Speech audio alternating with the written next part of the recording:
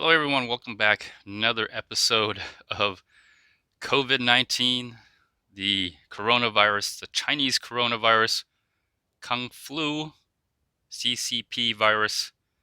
Has so many names. In the end, I think history will just remember this as the Chinese coronavirus. So, anyways, I'm going to quickly go over the numbers, and then I'm going to concentrate on the IMHE numbers. It is August 23rd, 2020. We're very close to September, and so I just want to talk about that because I do anticipate um, some increase in infection rates, and I'll just go over the IMHE numbers that kind of indicate that. So this will be a short, sweet, simple video. Let's just go over the current numbers now. All right, current numbers here. 5.6 million total cases, 44,000 new cases today or yesterday, depending when this data was received. Averaging almost 1,000 deaths, but only 983 today. A total of 176,000 deaths so far. And this graph is just going up. Let's have a look at the log. Sort of flattening, but going up. This is what I really want to look at. So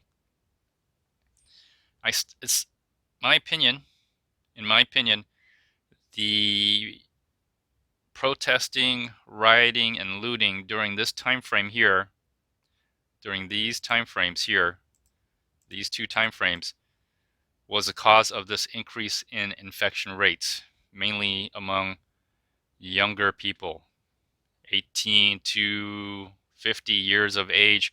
That's where we saw an increase in infections. Now you see it going down because I think a lot of the protest, rioting, and looting has heavily subsided. And I think that's what's going on. I don't think it has anything to do with mask or reclosing. When I go outside, a lot of things are opening up. A lot of things are closed. I recently went into the mall today, or actually yesterday.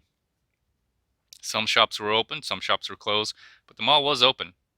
And yes, everyone is wearing face coverings, but I don't think that's the reason for the spike or the decline. I think a lot of it just has to plainly do with the protest and rioting that happened recently, the civil unrest. All right, so this is the map of America. Let's take a look here. California leading the way now. California is a leader. Followed close behind is Florida and then Texas. That's where I am. I'm in Texas, but so far I'm social distancing. I'm self-isolating. I do wear a mask. I wear a buff, 2 buffs over the face. Actually, it's kind of like 3 because I fold one over the N95 mask, and then I wear a surgical mask, and then a buff over that. And I also wear a buff over my head and a hat, and safety glasses. It's those cheap Harbor Freight smoked lens safety glasses or tinted glasses. Um, I bought quite a few. I like those pair of safety glasses, or not sunglasses, but I can't find them anymore, and I'm glad I got at least 3 to 4 pairs of those. And you want to cover your eyes too, because the virus can infect you through your eyes. So your eyes, your nose, your mouth, cover those up. And for me, that's what I do. I cover the the vulnerable areas where I could get infected. So let's have a look at the national numbers here. 444,000, averaging about 1,000 deaths. But considering how many are being infected, that's actually pretty amazing, the low amount of death. And most likely these are people who have been infected who are probably the most vulnerable. 70 years and up are the most vulnerable, although younger people, 20 to 60 years of age, 69 years of age, it's not guaranteed you're going to survive. All right, so let's concentrate on the IMHE numbers here. IMHE numbers. They're projecting to the end of December, all the way up to December, let me see, December 1st, projected to December 1st, a total of 309,000 deaths based on current projection scenario by December 1st. That's almost double the amount. So I guess the rate of infection, because if it would be doubling every 7 days, so I guess it's not that bad, but it's doubled since right now. It's projected to double since now, and you can see this purple line right here as it goes up. So yes, death. There will be death. All right, from this virus, and easing, it just shoots straight up.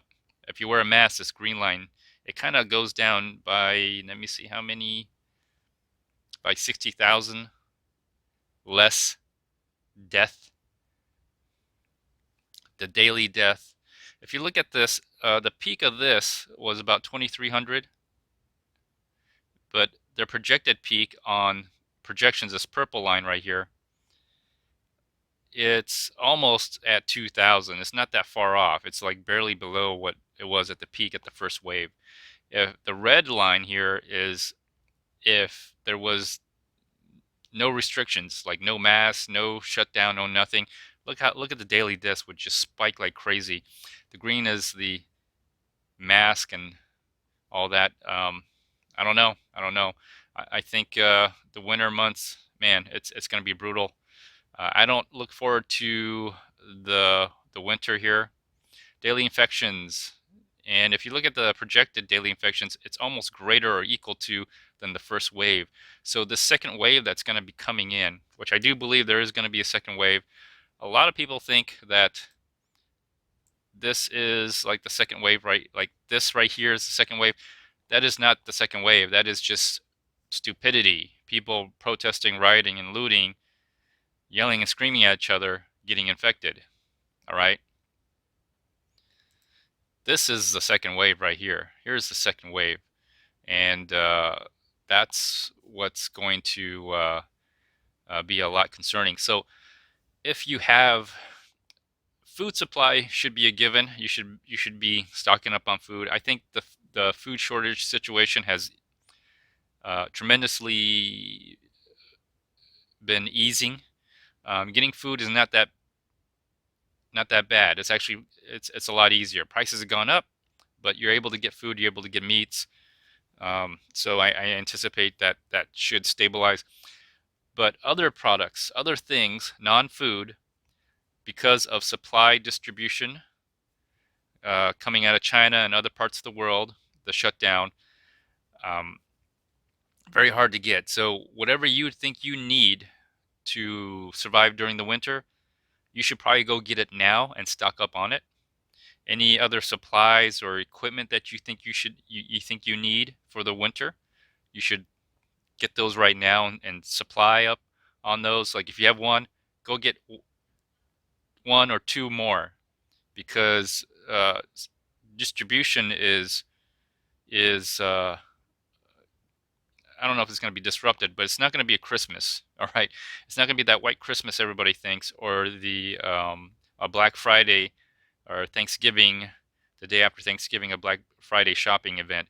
I think that's going to be way toned down. So get your supplies. I'm already noticing like non-food stuff, okay, supply stuff, things that I would normally get are not available, especially PPE. If you could get a little bit more PPE, that's probably what's going to save you, in my opinion. And then hospital resources.